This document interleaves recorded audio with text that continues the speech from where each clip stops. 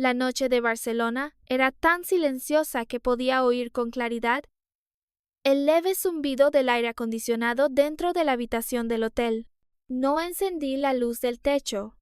Solo una lámpara de pie junto al sofá proyectaba una luz amarilla sobre la pared color crema. Me senté al borde de la cama, con el móvil en la mano, y reproduje aquella grabación por una vez más, que ya no podía contar. La voz de Álvaro sonó con absoluta claridad. Vende el piso escolar de Elena y te compraré un Mercedes clase G. Él había pronunciado mi nombre completo. Álvaro casi nunca hacía eso. Durante 5 años de matrimonio, solía llamarme esposa, cariño o su pequeña ama de llaves. Pero cuando me llamaba Elena, solo había 2 posibilidades. Una, que estuviera dominado por la pasión. 2, que estuviera calculando algo contra mí. Apagué la grabación. La pantalla del móvil reflejó mi rostro, sereno, pálido y tan frío que por un instante me pareció ajeno. Abrí el perfil de WhatsApp de Álvaro. Su última publicación de Instagram era una foto de nosotros tomada una semana antes. En la imagen me abrazaba por los hombros y sonreía con ternura a la cámara. El texto decía que era mi primer día de trabajo en Barcelona. Debajo había muchos comentarios. Decían que Álvaro era un marido ejemplar, que hombres así ya casi no existían, que yo era una mujer afortunada. Miré aquellas palabras y de pronto sentí ganas de reír, aunque la risa se me quedó atascada en la garganta. ¿Afortunada? Si eso era la suerte, entonces no sabía qué aspecto debía tener la verdadera desgracia. Busqué en la agenda y llamé a mi padre Miguel Marín. El teléfono sonó varias veces antes de que él contestara. «Papá, ¿sigues despierto?» Su voz grave y cálida me respondió enseguida. Me preguntó cómo estaba y si el trabajo iba bien. Respiré despacio y dije que todo estaba bien. Al otro lado de la línea hubo un silencio inmediato. Después, la voz de mi padre cambió por completo. Me preguntó por qué hablaba de eso de repente y si Álvaro me había dicho algo. Mi padre siempre me había entendido demasiado bien. Intenté mantener la voz tranquila. Le dije que Álvaro solo había comentado que el precio estaba bien y que quizá convenía vender. Mi padre calló unos segundos más. Cuando volvió a hablar, su voz contenía una rabia que apenas lograba reprimir. Dijo que aquel ingrato sabía calcular muy bien, pero que el piso estaba a su nombre, y Álvaro no debía soñar con tocarlo. Le respondí que lo sabía. Solo quería advertirle, si Álvaro o su familia lo contactaban, debía ignorarlos sin rechazarlos demasiado directo. Mi padre entendió enseguida. Me preguntó qué pensaba hacer. Miré por la ventana del hotel, hacia la Barcelona nocturna y fría. Le dije que solo quería ver hasta dónde pensaba actuar Álvaro. Mi padre no preguntó más. Solo dijo que estaría detrás de mí. Colgué. Poco después llegó otro mensaje de Álvaro. Me preguntaba si estaba ocupada y por qué no le respondía. También envió un sticker de un cachorro con ojos brillantes. Antes, ese tipo de mensajes me ablandaban. Ahora solo me daban asco. Respiré hondo y le devolví la videollamada. Contestó casi al instante. Detrás de él estaba el dormitorio principal de nuestro piso en Madrid. Llevaba el pijama de seda azul oscuro que yo le había comprado en nuestro último aniversario. Tenía el pelo húmedo y la cara limpia. Su expresión era tan luminosa y confiable que cualquiera habría creído estar viendo a un buen marido. Me dijo que por fin le hacía caso y que había pensado que estaba enfadada. Yo fingí sorpresa y le pregunté por qué iba a estarlo. Dijo que quizá me molestaba que hubiera prestado mi coche a su madre sin permiso. Añadió que ella había insistido en conducirlo para ir al mercado. Mentía con tanta naturalidad que no se le enrojecía la cara ni se le alteraba la respiración. Yo sonreí y le dije que si a su madre le gustaba, podía usarlo. Al fin y al cabo, solo era un coche. Álvaro pareció relajarse. Entonces desvié suavemente la conversación y mencioné el cargo del peaje cerca del Hospital Maternal de Madrid. En ese instante, su expresión se congeló. Fue apenas un segundo, pero lo vi con absoluta claridad. Después sonrió como si no hubiera pasado nada y dijo que una pariente lejana de su madre tenía allí una nuera que acababa de dar a luz. Yo asentí, fingiendo creerlo todo. Le dije que su madre debía estar muy cansada y que sin mí en casa todo quedaba en manos de ellos. Él respondió que éramos una familia. Luego suspiró y mencionó al señor López, el vecino, que había bajado con su nieto en brazos. Dijo que el niño era muy rollizo y que, si yo hubiera estado más fuerte entonces, nuestro hijo ya sabría llamarlo papá. Aquella frase fue ligera, casi casual, pero yo sabía que estaba empujando sobre mí la culpa de aquel aborto. Cuando notó mi cambio de expresión, suavizó la voz, se disculpó y dijo que solo me echaba de menos y quería un hogar de verdad. Si no hubiera tenido la grabación, quizá habría comprado el primer billete de vuelta a Madrid para arrojarme en sus brazos. Le dije que al proyecto aún le quedaba algo de trabajo y que volvería en una semana. Él me pidió que trabajara tranquila. Le recordé que comiera bien. Él sonrió y me llamó su querida ama de llaves. Cuando terminó la llamada, mi sonrisa desapareció. Volví a abrir la grabación y los videos de la cámara del coche. Los comprimí en un archivo y se los envié a Marta Vidal. Marta era la mejor abogada de divorcios que conocía. Era famosa por ganar casos de maridos demasiado teatrales y esposas finalmente despiertas. Le escribí que necesitaba un detective privado confiable. Quería toda la información sobre aquella mujer, incluido su historial de embarazo. El teléfono sonó casi de inmediato. La voz de Marta era más grave de lo habitual. Me preguntó si estaba segura. Miré la pantalla y respondí que sí. Tras un silencio, Marta dijo que entendía y que debía tener cuidado para que ellos no sospecharan. A la mañana siguiente recibí el informe preliminar del detective. Natalia Salas, 26 años. Modelo contratada por una pequeña agencia de influencers. Vivía en un apartamento de lujo en el barrio de Salamanca, no lejos del piso que compartía con Álvaro. El alquiler mensual era de 3.000 euros. Al ver la dirección, sentí que las puntas de mis dedos se enfriaban. Yo conocía ese apartamento. Álvaro me había hablado antes de una inversión a corto plazo y me pidió transferir dinero de nuestra cuenta común. Dijo que era un producto financiero recomendado por amigos, con rendimiento estable y bajo riesgo. Entonces no dudé de él. Pensé que después de 5 años de matrimonio, el dinero podía discutirse y usarse en común para construir un futuro. Resultó que aquel producto financiero era el alquiler de la casa de su amante. El detective también envió fotos del día anterior.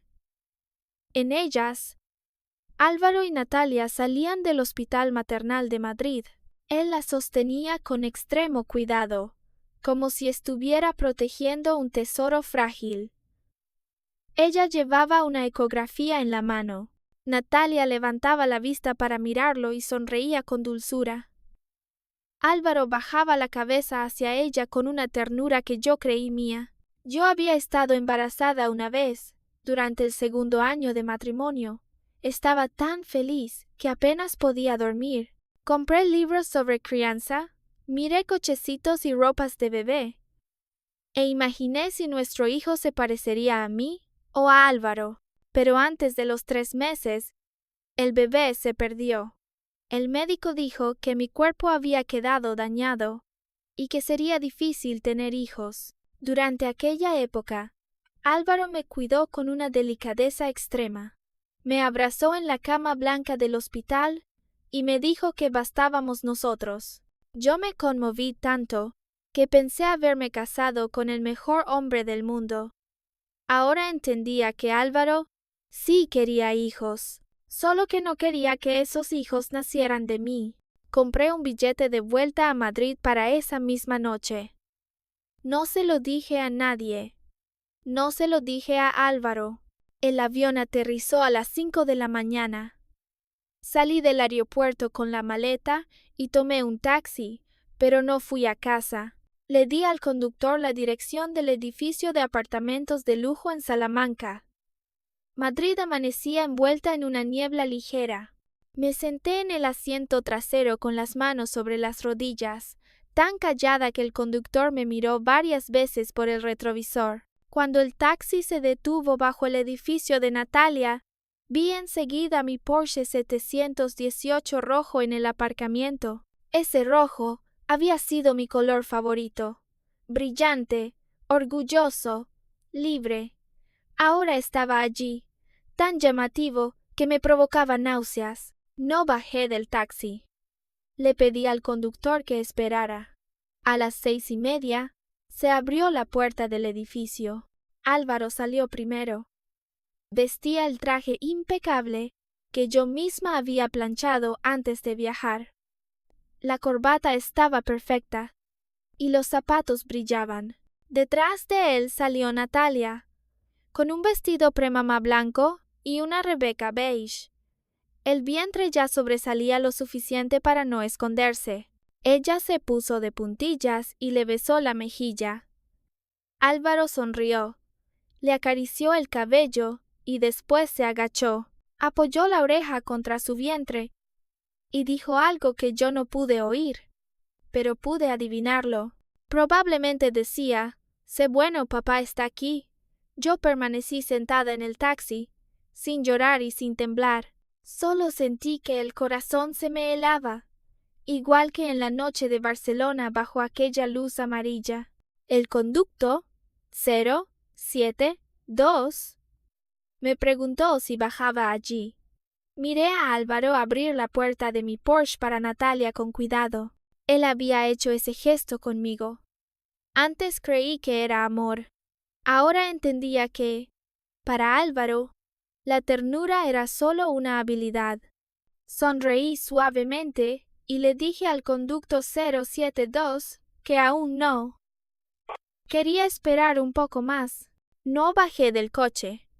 Vi mi Porsche rojo salir del aparcamiento y dije con calma que siguiera a ese coche. El conductor volvió a mirarme por el retrovisor. Tal vez imaginó algo, pero no preguntó nada. La mañana de Madrid empezaba a llenarse de tráfico. Yo seguía el coche donde mi marido acababa de dejar a su amante embarazada. Álvaro no fue a la oficina. Condujo hasta Carabanchel y se detuvo bajo un viejo edificio donde vivían sus padres. El día de nuestra boda propuse comprarles un piso nuevo, más amplio, con mejor ascensor y mejor luz. Álvaro me tomó la mano y rechazó la idea con ternura. Dijo que sus padres estaban acostumbrados a vivir allí. Añadió que era un hombre y que no podía usar mi dinero para comprar una casa a sus padres. Entonces me conmovió. Pensé que tenía dignidad. Ahora solo me parecía ridículo.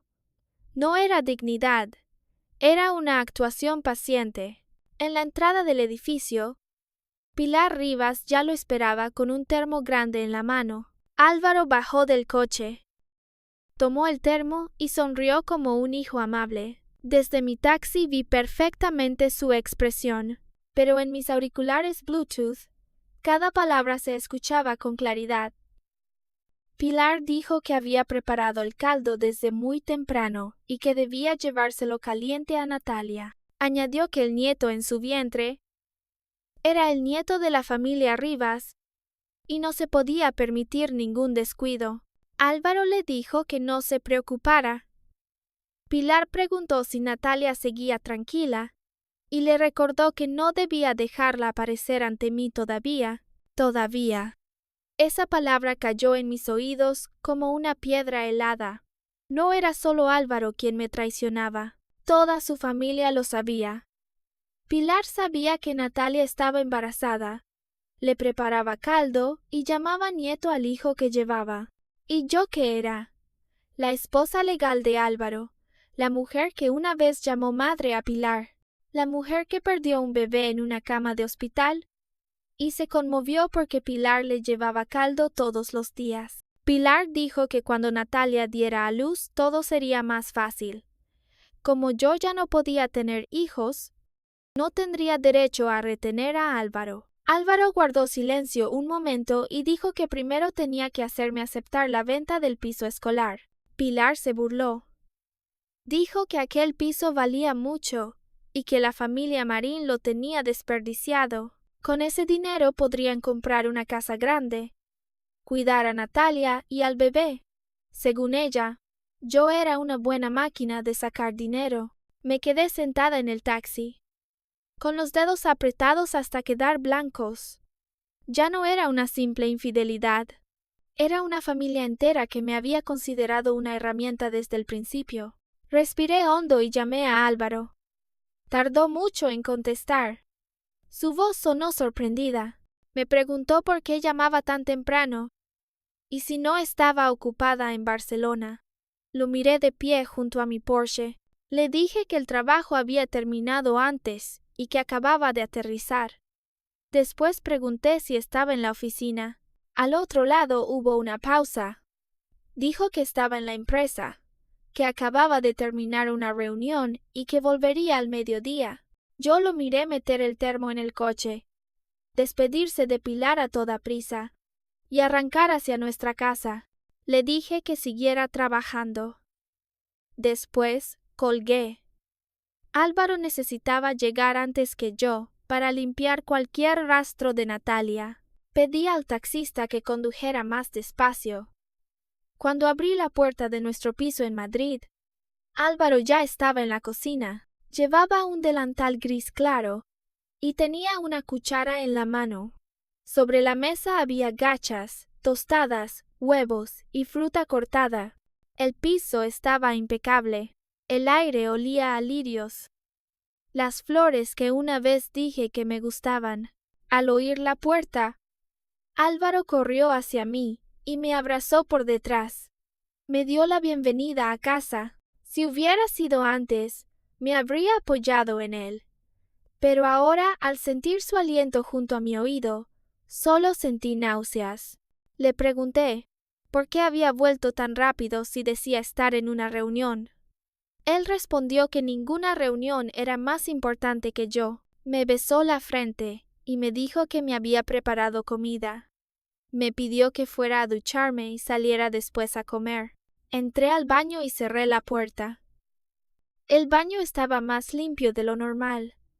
En el suelo había una alfombra antideslizante nueva que no estaba antes de mi viaje. Mis cosméticos estaban ordenados sobre el lavabo.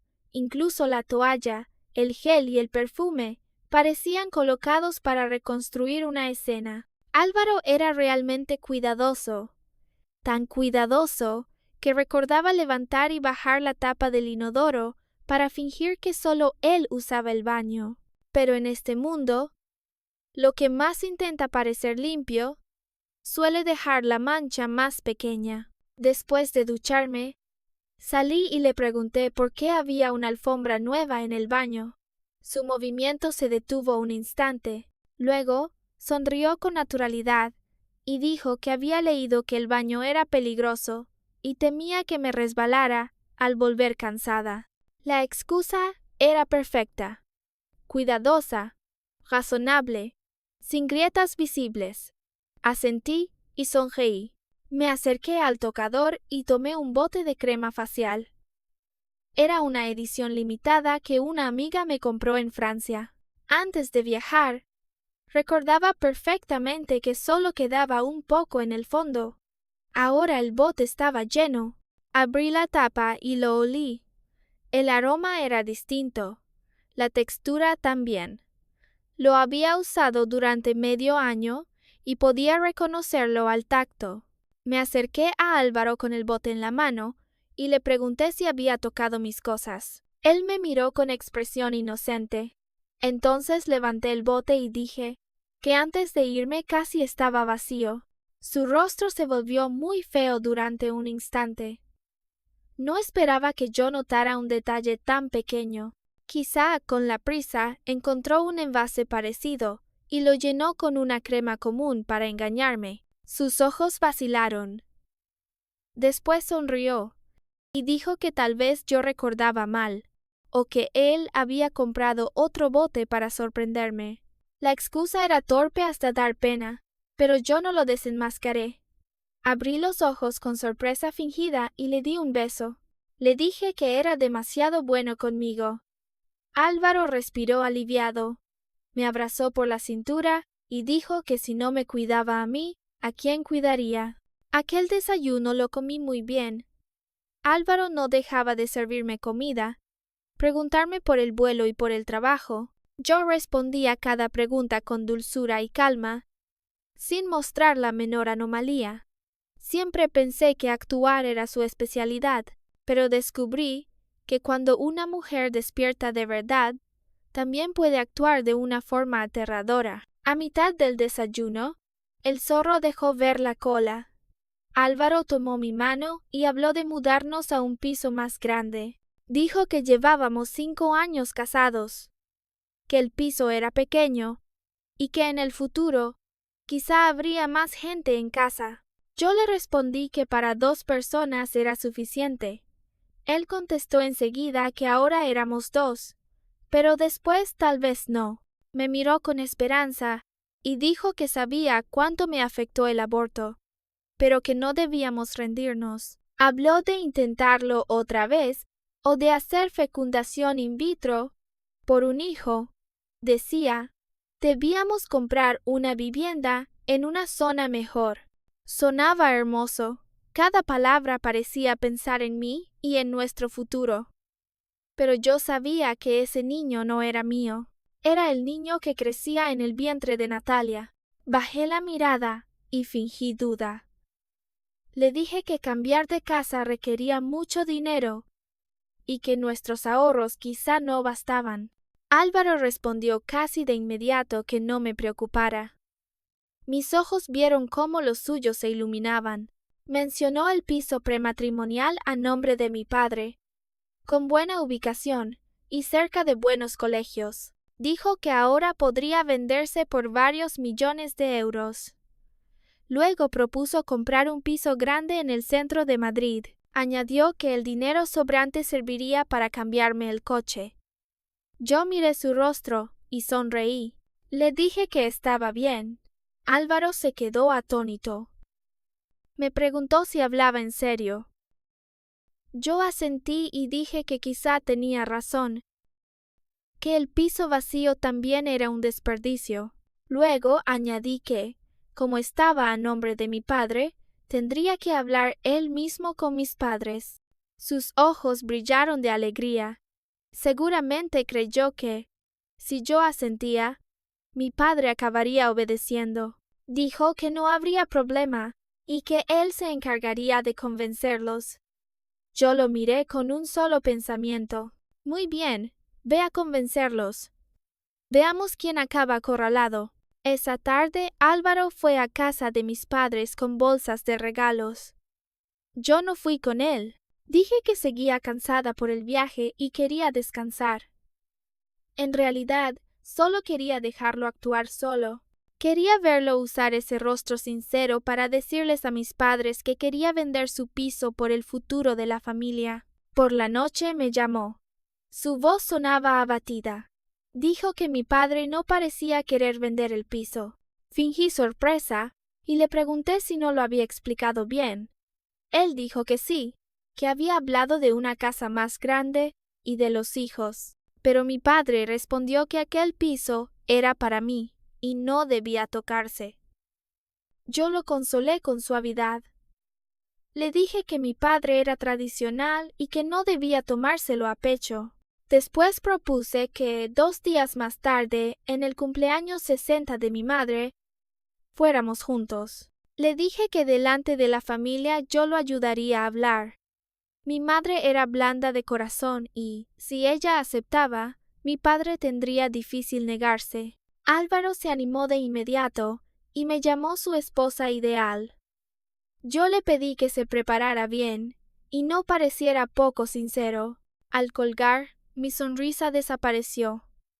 Escribí a Marta y le dije que preparara todo para la fiesta de mi madre. Marta respondió que las pruebas estaban listas y que enviaría a alguien a ayudar. Miré el mensaje durante mucho tiempo. El piso estaba en silencio. Antes creí que una casa era un lugar al que se podía volver, pero Álvaro había ensuciado esta casa. El dormitorio, el baño, la mesa, el sofá y el olor a lirios eran accesorios de una obra barata. 2 días después, fue el cumpleaños número 60 de mi madre, Isabel Ortega. Reservé el salón más grande de un hotel elegante en Madrid. Invité a todos los familiares cercanos y a algunos amigos de muchos años. Álvaro estaba incluso más activo que yo. Desde temprano se puso traje, revisó los regalos, la lista de invitados, las flores y el menú. Iba de un lado a otro recibiendo invitados, sonriendo con medida, inclinándose con cortesía y mostrando la atención justa. Todos decían que Isabel tenía suerte y que el yerno de la familia Marín era excepcional. Yo escuchaba aquellos elogios junto a mi madre y sentía el corazón frío como agua. Mi madre llevaba un vestido azul marino y un chal claro. Sonreía, pero de vez en cuando me miraba con preocupación. Mi padre casi no habló con Álvaro. Miguel sabía lo que yo estaba esperando. No preguntó ni me detuvo. Solo se sentó a mi lado y apoyó su mano envejecida sobre la mía, como cuando yo era pequeña. A mitad del banquete, Álvaro subió al escenario con un micrófono. Aclaró la garganta y el salón fue quedando en silencio. La luz cayó sobre él y volvió su traje gris carbón aún más impecable. Miró a mi madre con una sinceridad casi conmovedora. Saludó a todos los presentes y felicitó a Isabel Ortega por sus 60 años, deseándole salud, alegría y felicidad. La sala aplaudió. Mi madre sonrió con los ojos rojos. Álvaro se detuvo, y su voz se volvió aún más afectuosa. Dijo que él y Elena llevaban 5 años casados, y que mis padres siempre lo habían tratado como a un hijo. Después me miró con ojos llenos de amor fingido. Dijo que no sabía cómo agradecerlo. Añadió que unos días antes, Elena y él habían decidido preparar un regalo especial para mi madre. Todos nos miraron. Yo permanecí sentada, observándolo en silencio. Sabía que la obra principal acababa de comenzar. Como esperaba, Álvaro cambió de tema con rapidez. Dijo que él y Elena habían pensado mucho en cómo agradecer a mis padres. Explicó que habían trabajado toda la vida y ya era hora de que los hijos mostraran piedad filial. Por eso, anunció que venderíamos el piso de la buena zona escolar y compraríamos uno más grande en el centro de Madrid. Hizo una pausa perfecta para que todos reaccionaran. Luego dijo que, en el futuro, mis padres vivirían con nosotros. El murmullo llenó el salón. Muchos decían que vender un piso tan valioso para cuidar a los suegros era algo rarísimo. Mi madre se mostró conmovida. Yo sabía que era blanda de corazón, y no veía la trampa escondida detrás de esas palabras. Mi padre, en cambio, tenía el rostro oscuro. Él sabía qué era ese piso, la última salida que había guardado para mí. Álvaro lo sabía también. Precisamente por eso lo quería. Satisfecho con el efecto, Álvaro bajó del escenario y llevó una caja de terciopelo a mi madre. Cuando ella abrió la caja, apareció un collar de perlas grandes, redondas y brillantes bajo la luz de la lámpara. Los invitados admiraron el regalo y dijeron que debía ser carísimo. Mi madre se puso nerviosa y dijo que no debía gastar tanto. Álvaro sonrió y dijo que, si ella estaba feliz, cualquier precio valía la pena. Una frase ligera bastó para conmover a muchos. Él era realmente hábil usando miradas, tiempos y dinero ajeno como mérito propio. Luego se volvió hacia mi padre, inclinó un poco el cuerpo y dijo que entendía que le costara vender el piso, pero afirmó que solo pensaba en la familia. Prometió que en 3 meses llevaría a mis padres al mejor piso de Madrid.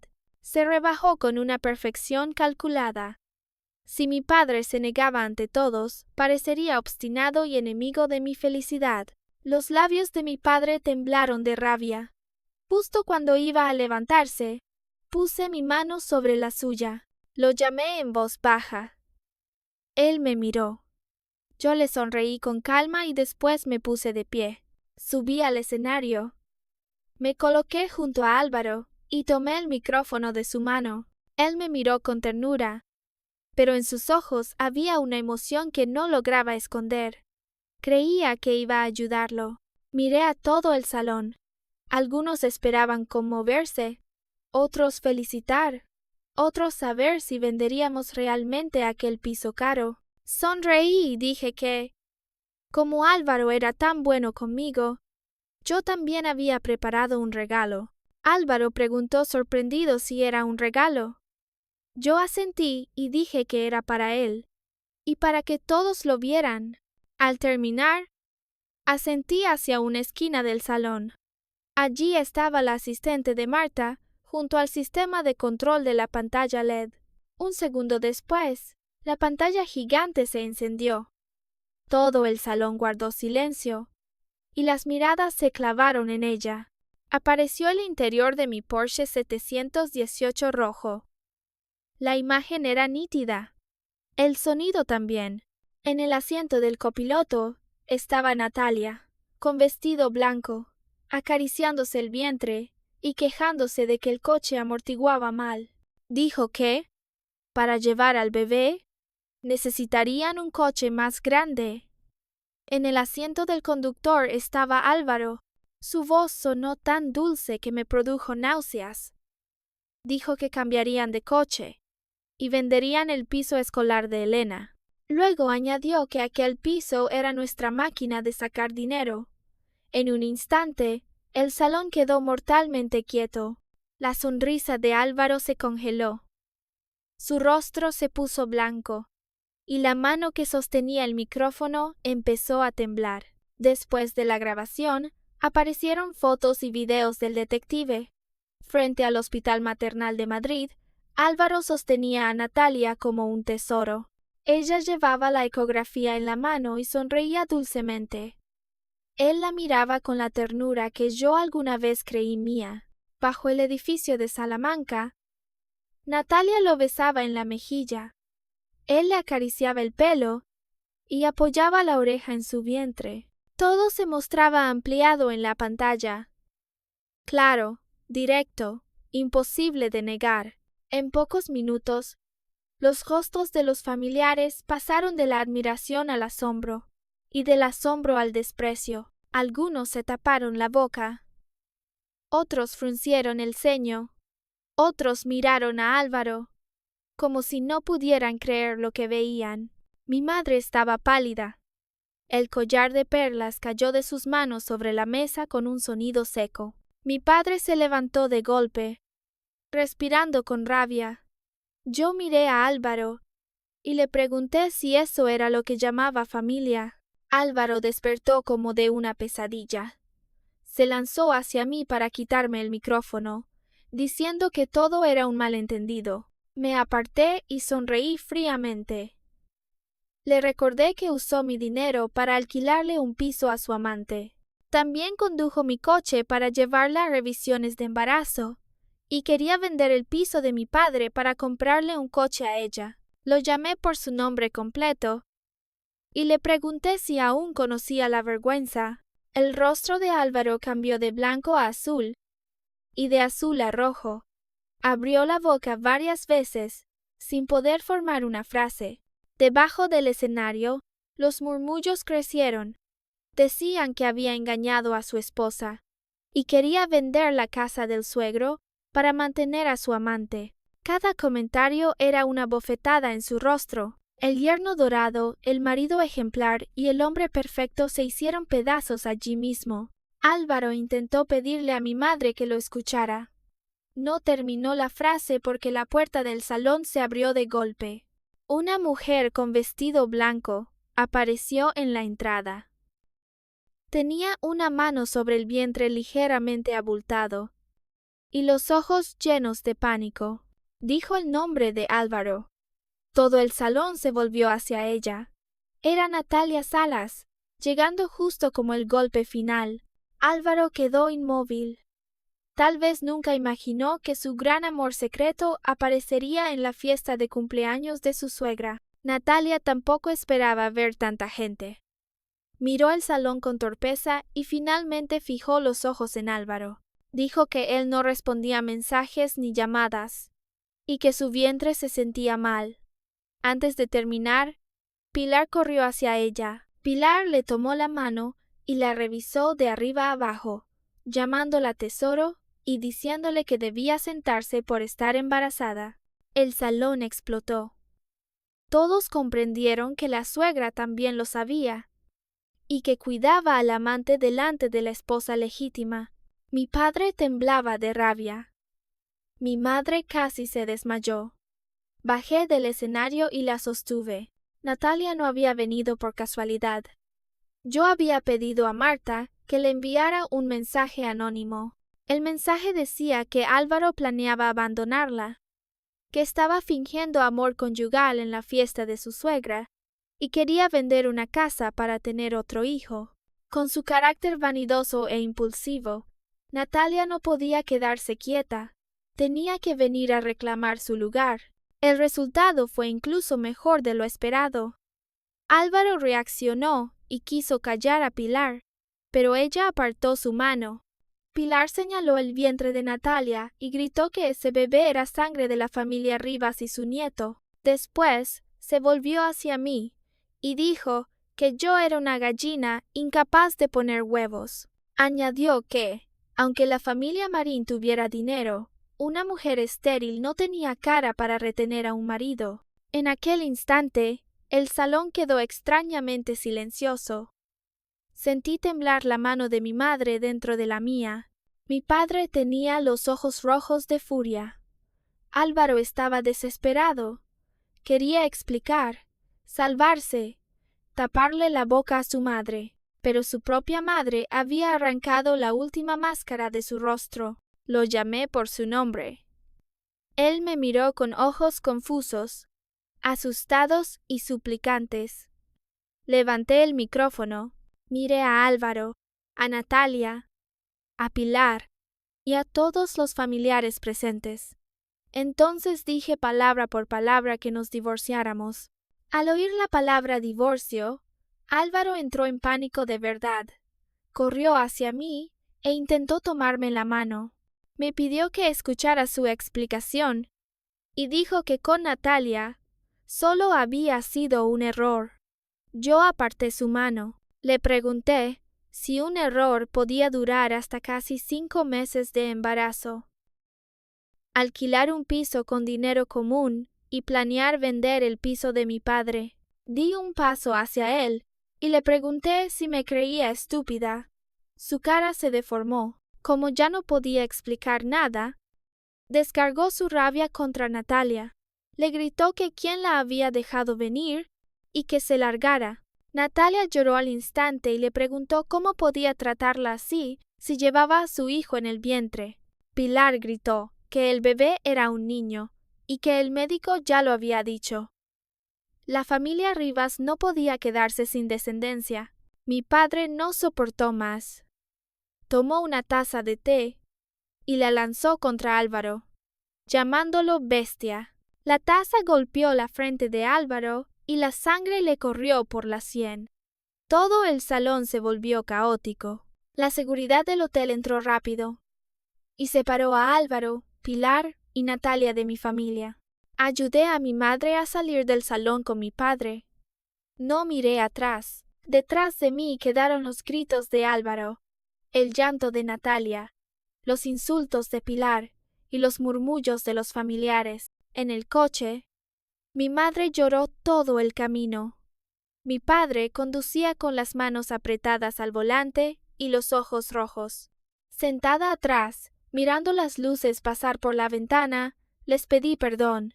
Mi madre se volvió y me abrazó. Dijo que yo no tenía que pedir perdón. Ellos habían fallado por no ver bien a Álvaro y dejarme sufrir tantos años. Yo negué con la cabeza. No lloré. Sentía que mis lágrimas se habían secado desde que vi a Álvaro con Natalia. Al llegar a casa de mis padres, recibí un mensaje de Marta. Decía que el detective había encontrado algo nuevo sobre mi aborto. Esas 2 palabras me apretaron el corazón y la llamé de inmediato. Marta contestó con una voz más grave que nunca. Me preguntó si recordaba que, durante mi embarazo, Pilar me llevaba caldo supuestamente para proteger al bebé. Le dije que lo recordaba. ¿Cómo olvidarlo? Entonces Pilar cambió por completo su actitud hacia mí. Antes era distante y fría. Pero cuando supo que estaba embarazada, empezó a venir todos los días con caldos y tónicos. Álvaro decía que su madre deseaba mucho un nieto. Yo pensé que por fin la familia de mi marido me aceptaba. Marta respiró hondo y dijo que Pilar tenía un primo farmacéutico que trabajaba en una clínica privada. Durante mi embarazo, Pilar fue muchas veces a buscar medicamentos allí. Uno de esos medicamentos contenía un componente peligroso. En dosis pequeñas y prolongadas, podía provocar intoxicación crónica en una embarazada, dificultar que el feto sobreviviera y dañar el cuerpo de la madre. También podía producir síntomas parecidos a una infertilidad prolongada. Me quedé inmóvil, como si las palabras llegaran desde muy lejos. Mi hijo no se perdió por accidente. No se perdió porque mi cuerpo fuera débil. Mi hijo fue asesinado poco a poco por la mujer a la que yo había llamado madre. ¿Y Álvaro lo sabía? La pregunta apareció en mi mente, pero la respuesta llegó inmediatamente. Por supuesto que lo sabía. Un hombre capaz de mantener a un amante con mi dinero y planear echarme después del nacimiento de un bastardo. Ese hombre no podía ignorar por completo lo que ocurrió aquel año. Toda esa familia me había calculado desde el principio. Calcularon mi dinero, el piso de mi padre, mi cuerpo y hasta la vida de mi hijo. Apreté el teléfono. Dentro de mi cabeza sonó mi propia voz, tranquila y fría. Muy bien. Si contaron incluso la vida de mi hijo, esta vez no recuperaré solo los bienes. Cobraré cada deuda con capital e intereses. A la mañana siguiente presenté la demanda de divorcio. Mis condiciones eran claras. Divorcio. Álvaro Rivas salía sin nada y debía compensarme por daño moral. Al mismo tiempo, Marta entregó a la Policía Nacional todas las pruebas relacionadas con Pilar Rivas. Incluyó los registros de la clínica privada, las transferencias entre Pilar y su primo farmacéutico y las declaraciones preliminares de las personas implicadas. Poco después, Álvaro recibió la citación del Juzgado de Familia de Madrid y también el aviso de comparecencia ante la investigación policial. Esta vez tuvo miedo de verdad. Mi teléfono se llenó de llamadas y mensajes suyos. Decía que quería hablar, que se había equivocado, que aceptaría cualquier cosa pero que no tocara a su madre. También decía que no sabía nada de lo ocurrido años atrás y que debía creerle. No respondí ni una sola palabra. Incluso fue a bloquear la entrada de la casa de mis padres. Por suerte, ya había llamado a seguridad. Cuando mi coche salió del recinto, vi a Álvaro fuera. Tenía la frente vendada, el traje arrugado y barba descuidada.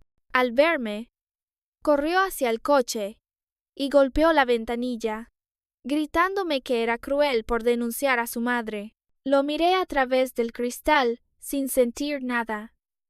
Ese hombre había sido una vez todo mi mundo. Ahora solo era un miserable temeroso de perder aquello que no había logrado robar. Los guardias lo apartaron y el coche siguió adelante.